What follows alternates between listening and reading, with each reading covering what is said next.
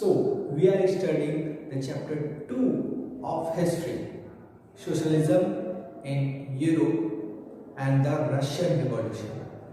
Last video में हमने देखा कि किस तरीके से Russian revolution step by step progress कर रहा था। ऐसे बहुत से इवेंट्स थे जिसके कारण रशियन रिवॉल्यूशन हुआ।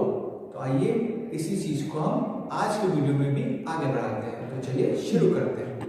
The turbulent time 1905 revolution. Russia एक ऑटोक्रेसी था जो ज़ारिस्ट रूल के अंदर आता था। ठीक है, लिबरल्स लोगों ने, जो लिबरल्स थे रशिया में काम करने वाले, उनके किए गए कैंपेन्स के जरिए वहाँ पे जो लिबरल्स थे उन्होंने डेमोक्रेसी की डिमांड करी। Social democratic party, socialist revolution party के साथ हाथ मिला करके इन्होंने पीशेंट्स और बाकी वर्कर को जोड़ के बड़ा रिवॉल्यूशन किया 1905 में, और उन्होंने कॉन्स्टिट्यूशन की डिमांड की। ठीक है, तो इस सपोर्ट के साथ साथ एम्पायर को, इस एम्पायर में नेशनलिस्ट भावना भी लोग जगाने लगे। ये मदद उनको मिली पोलैंड की तरफ से, जहाँ पर मुस्लिम डोमिनेंट जो ज़ादीज़ लोग थे उन्होंने एक मॉडर्न इस्लाम के तहत नई सोसाइटी को लीड किया और इस रिवॉल्यूशन में बढ़ चढ़कर हिस्सा लिया। ओके, 1904 में जहाँ पे रशियन जो वर्कर्स थे वे एक बुरे समय से गुजर रहे थे, क्योंकि अचानक जो प्राइस है वो बढ़ गया था और उनकी जो वेजेस थी वो 20% तक गिर चुकी थी। जो मेंबर्स थे, जो एसोसिएशन था मेंबर्स का, वे भी ड्रामेटिकली बढ़ गया था। अब 4 मेंबर्स असेंबली में रशियन वर्कर्स जो थे, 4 members of the assembly of Russian worker which has been formed in 1904 dismiss the pulse iron work. This is called the industrial action. तो जो 4 मेंबर्स थे जो कि रशियन वर्कर से जुड़े हुए थे, एसोसिएशन से जुड़े थे, उनको पुल्तिव आयरन वर्कर जो इंडस्ट्री थी वहाँ से उनको हटा दिया गया, जिसके कारण इस ज़बरदस्ती नौकरी से निकालने के कारण सेंट पीटर्सबर्ग में करीबन 1,10,000 वर्कर इकट्ठा हो गए स्ट्राइक की डिमांड करने के लिए। अब ये मुद्दा बहुत ज़्यादा बढ़ गया। इन लोगों ने साथ ही साथ ये डिमांड करी कि उनका जो टाइम है वो 8 घंटे होना चाहिए। इसके अलावा उनकी वेजेस भी इंक्रीज़ होनी चाहिए और वर्किंग कंडीशन सुधरनी चाहिए। तो अब इसके साथ साथ जो प्रोसेशंस वर्कर जो लीड कर रहे थे, उसमें फादर गपन ने, जो कि विंटर पैलेस है जहाँ पे ज़ार रहता है, वहाँ पे उन्होंने प्रोटेस्ट किया, वहाँ रिवॉल्यूशंस किए, जिसके कारण पुलिस और वहाँ के कॉस्टेक्स जो वहाँ की सुरक्षाकर्मी थे, उन्होंने उनके ऊपर अटैक किया, उन्हें मारा, और 100 से ज़्यादा वर्कर लोग जो फादर ग्रुपिंग के साथ वहाँ प्रोटेस्ट कर रहे थे उन्हें मार दिया गया। 3 से ज़्यादा लोग घायल हो गए और इसी इंसिडेंट को ब्लडी संडे कहा गया। इस ब्लडी संडे से एक सीरीज ऑफ इवेंट कंटिन्यू घटना शुरू हुआ, जिसके कारण 1905 का रिवॉल्यूशंस हो पाया। बहुत सी जगह स्ट्राइक्स हुए, कंट्रीज यूनिवर्सिटी क्लोज हो गए, स्टूडेंट्स लोगों ने कॉलेज से वॉकआउट कर दिया। इसके अलावा सिविल लिबर्टीज़ जो है, मतलब वहाँ पर प्रोफेसर्स लोग थे, उन्होंने भी स्ट्राइक पे चले गए। जो लॉयर्स थे, डॉक्टर्स थे, इंजीनियर्स थे, जितने भी मिडिल क्लास लोग थे, उन्होंने अपना एक यूनियन स्टैब्लिश किया और कॉन्स्टिट्यूशन की डिमांड की। ओके, तो ड्यूरिंग 1905 रिवॉल्यूशंस ज़ार जो थे उन्हें अब एक इलेक्टेड पार्लियामेंट, और जिसे डूमा कहा गया, वो बनाना पड़ा मजबूरी में, क्योंकि 1905 रिवॉल्यूशंस में बहुत ज़्यादा दबाव जो है वो ज़ार के ऊपर आ गया था। ठीक है, ये रिवॉल्यूशंस के कारण जो large numbers of trade union थे जो फैक्ट्री में हैं, वे बढ़ चढ़ के हिस्सा लिया और फैक्ट्री की वर्कर्स की डिमांड को भी पूरा किया गया। 1905 में जो कम्युनिटी थी, जो यूनियन वर्कर थी, जो अनऑफिशलाइज थी, है ना, बहुत सी जो कम्युनिटीज़ थी जो इस पार्लियामेंट से जुड़ी हुई नहीं थी, ठीक है, तो इस पार्लियामेंट के अंदर उन्हें इलीगल घोषित कर दिया गया। सेवरल रिस्ट्रिक्शन लगा दिए गए पॉलिटिकल एक्टिविटीज़ में आफ्टर डूमा के क्रिएट होने के बाद। जो पार्लियामेंट डूमा बना उसके क्रिएट होने के बाद ज़ार ने पहला डूमा 75 दिन के अंदर ही डिसमिस कर दिया और जो सेकेंड डूमा पार्लियामेंट बना था उसको 3 महीने के अंदर ख़त्म कर दिया गया। इस तरह की डिसकंटिन्यूटी के कारण बहुत से क्वेश्चंस, सवाल उठने लगे कि अब अथॉरिटी किसके हाथ में? क्या ज़ार ही उस पार्लियामेंट को चला रहा है जिस पे वे कॉन्स्टिट्यूशन बनाने का भार देने वाले हैं, और आखिर पावर है किसके हाथ में? इसके अलावा जो वोटिंग लॉ थे डूमा में, ठीक है, वोटिंग लॉ थे वो धीरे धीरे चेंज होकर के कंजर्वेटिव पॉलिटिशियंस के हाथ में आ गए और इन्होंने धीरे धीरे करके जितने भी लिबरल्स और रिवॉल्यूशनरीज थे उन्हें इस डूमा से, इस पार्लियामेंट से अलग कर दिया। The first world war and the Russian empire. 1914 में जैसे ही पहला विश्व युद्ध घटा जिसमें यूरोपियन अलायंसेस जर्मनी, ऑस्ट्रेलिया और टर्की जो कि सेंट्रल पावर थी, इसके अलावा फ्रांस, ब्रिटेन और रशिया, बाद में इटली और रोमानिया भी इसमें जुड़ गए, ठीक है, इन्होंने मिल करके पूरे ग्लोबली युद्ध, मतलब विश्वव्यापी युद्ध शुरू किया। ये युद्ध सिर्फ इन्हीं देशों में नहीं, बहुत सी जगहों पे लड़े जाने लगा, जिसके कारण इसे पहला फर्स्ट वर्ल्ड वॉर भी कहा जाता है। रशिया जो इनिशियली पॉपुलर थी वे भी इस युद्ध में हिस्सा लिए। ज़ार निकोलस सेकेंड जिस वर्ष इस युद्ध को कंटिन्यू कर रहे थे, ज़ार ने जो पार्टी सी ड्यूमा के उनके बातों को सुन करके इस युद्ध में हिस्सा लेना माना और युद्ध में हिस्सा भी लिया, ठीक है। जो एंटी जर्मन सेंटीमेंट्स थे वो धीरे धीरे इतने ग्रो हो गए कि इन्होंने सेंट पीटर्सबर्ग जो कि एक जर्मन नाम था उसको बदल करके पेट्रोग्राड कर दिया, और जो ज़ार की रानी थी अलेक्जेंड्रा, वो भी एक जर्मन ओरिजिन की थी, और उसके जो पूरे एडवाइज़र थे, स्पेशली जो मॉन्क्स लोग थे, ठीक है, वे भी एक जो जर्मन सेंटिमेंट्स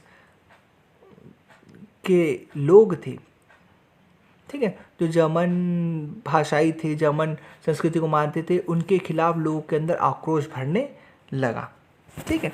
और ये काम क्या हुआ, लोगों के अंदर हुआ। डूमा नहीं चाहता था कि ऐसा कुछ हो, लेकिन ये अचानक ऐसी घटना घटने लगी क्योंकि वर्ल्ड वॉर जो 1 है उसके लोगों के अंदर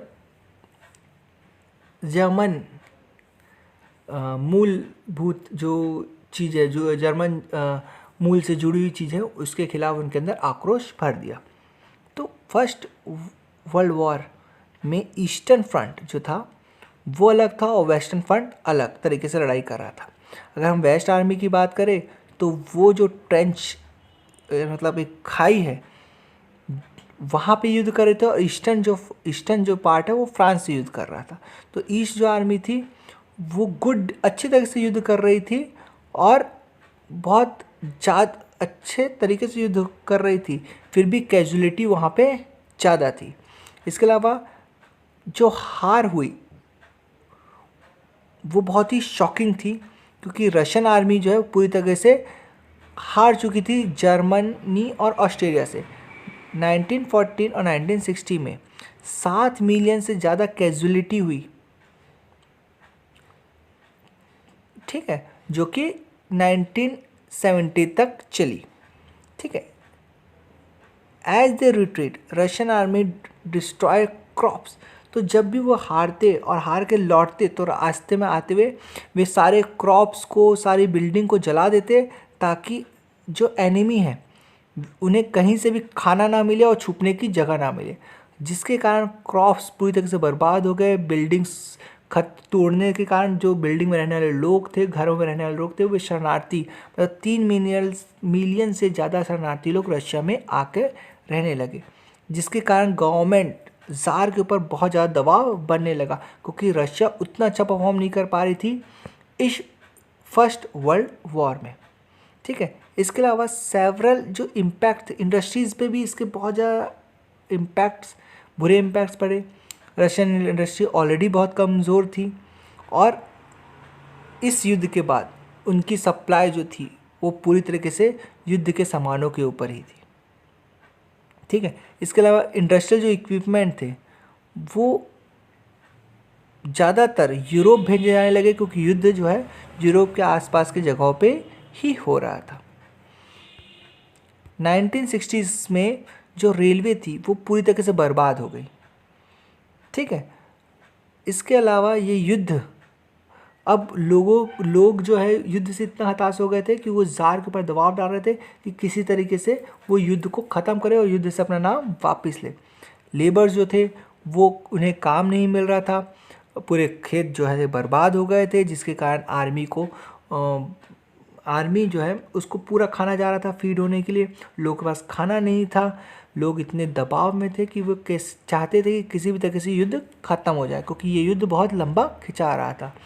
ठीक है, बाय द विंटर ऑफ 1916, ठीक है, रॉयट्स मतलब 1960 आते थे, जो ब्रेड शॉप से वहाँ पे दंगे होने लगे, जैसे कि फ्रांस में हुआ था। The February revolution. ओके, 1917 की ठंड, ओके, पेट्रोग्राडो में बड़ी भयंकर पड़ी, जिसका असर सीधे सीधे शहर में भी दिखाई देने लगा था। ओके, जो वर्कर क्वार्टर्स में रहते थे, फैक्ट्रीज जो बना हुआ था, जो शहर का सिस्टम था पेट्रोग्राडो का, वो बिल्कुल ही अलग तरीके से था।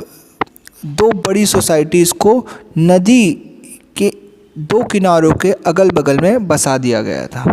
ठीक है, ये रिवर थी नेवा।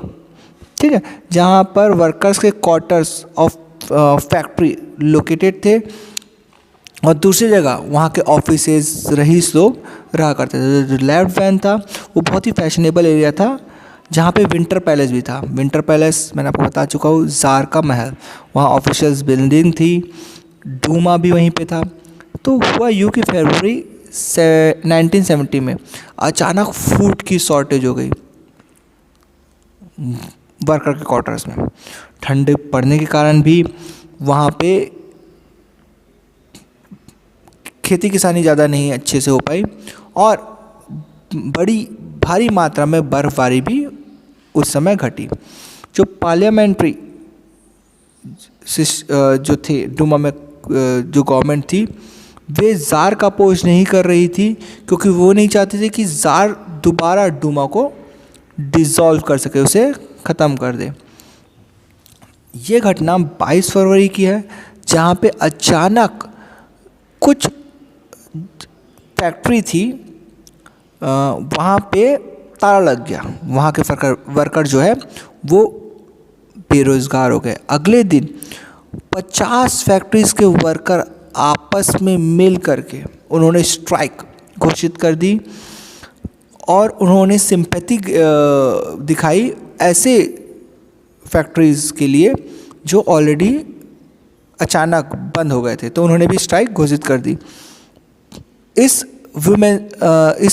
जो स्ट्राइक था उसको लीड किया था विमेंस लोगों ने, और विमेंस बढ़ चढ़ करके इस स्ट्राइक में हिस्सा लिया था।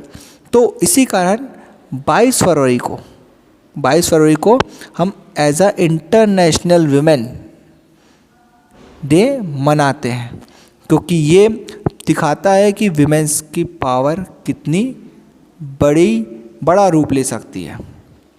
ओके, तो demonstration worker from a factory quarter centre to the capital. तो ये जो वर्कर थे डिमॉन्स्ट्रेशन करते हुए वो कैपिटल तक पहुंच रहे थे, ठीक है ना। इसके अलावा जो पॉलिटिकल पार्टी थी वो भी एक मूवमेंट ऑर्गेनाइज कर रही थी। उन्होंने देख लिया था कि वर्कर्स लोग अब स्ट्राइक पर उतर आए हैं और वे उसका फ़ायदा उठाना चाहते थे। इसके अलावा जो उन्होंने फैशनेबल जो क्वार्टर से ऑफिसर्स बिल्डिंग थे उन्हें इस वर्कर लोगों ने घेर लिया।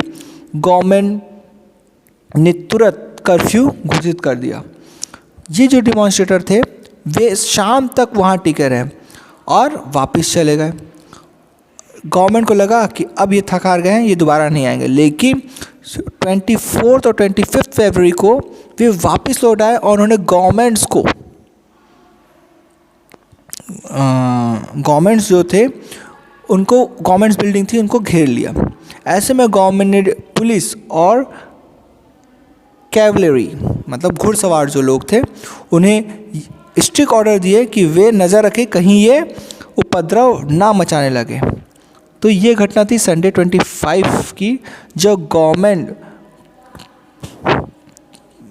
ड्यूमा को अचानक फिर से ज़ार ने सस्पेंड कर दिया, ख़त्म कर दिया।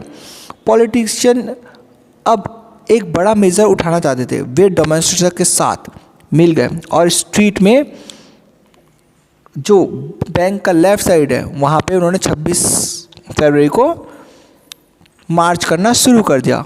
25 में पुलिस हेडक्वार्टर में स्ट्रिक्ट एक्शन की मांग करी कि कहीं ये जो डेमोन्स्ट्रेटर है कहीं ऑफिस बिल्डिंग्स को या कुछ उपद्रव ना मचा दे।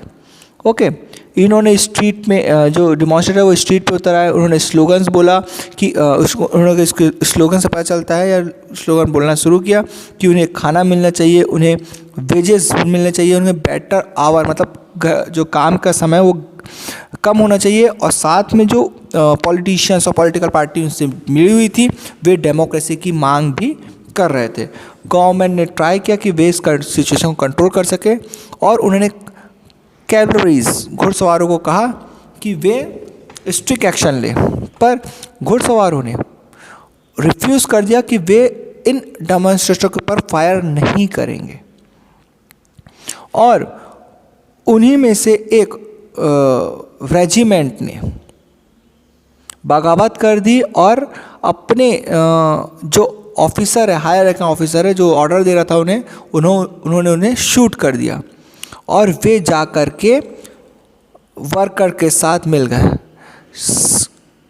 शाम का समय था जब ये शाम की बात थी 27 फरवरी की, जब सोल्जर्स और वर्कर मिल करके उन्होंने एक नए सोवियत या फिर हम कह सकते हैं काउंसिल का निर्माण किया। और वे ये निर्माण उसी डूमा में हुआ, उसी पार्लियामेंट में हुआ जहाँ पे डूमा बैठा करती थी। और इस तरह से पेट्रोग्रेड सोवियत का निर्माण हुआ। ओके, अगले दिन एक बड़े डेलीगेशंस ने, ये जो सोवियत के डेलीगेशन ने मिल करके ज़ार के ऊपर फोर्स किया कि वे अपनी गद्दी से हट जाए। और मोनार्की कमांडर्स की एडवाइस को मानते हुए 2 मार्च को वे अपने सिंहासन को उन्होंने छोड़ दिया। सोवियत लीडर और डूमा लीडर्स ने मिल करके एक प्रोविजनल गवर्नमेंट बनाई ताकि कंट्री को रन कर सके और रशिया के फ्यूचर को डिसाइड कर सके और एक प्रॉपर कॉन्स्टिट्यूशन असेंबली बना सके। ये इलेक्टेड और इसका इलेक्शन यूनिवर्सल एडल्ट सरफेस से होगा, मतलब जो एडल्ट लोग हैं, जितने भी लोग हैं उनको सबको वोट का अधिकार होगा। और पेट्रोग्राड की इस घटना को फेब्रुअरी रिवॉल्यूशंस कहा जाता है, जिसके कारण मोनार्की रूल पूरी तरीके से रशिया से हट गया। और फरवरी 1917 को ये मोनार्की रूल रशिया से पूरी तरह से ख़त्म हो गया। होप स्टूडेंट आपको आज का ये एक्सप्लेनेशन वीडियो अच्छे से समझ में आया होगा। अगर आपको वीडियो अच्छे लगे तो इसे लाइक करें, कमेंट्स करें और चैनल को सब्सक्राइब कर लीजिए, बेल आइकन पे क्लिक कर लीजिए ताकि वीडियो अपलोड होते ही आपको नोटिफिकेशन मिल जाए। Thank you.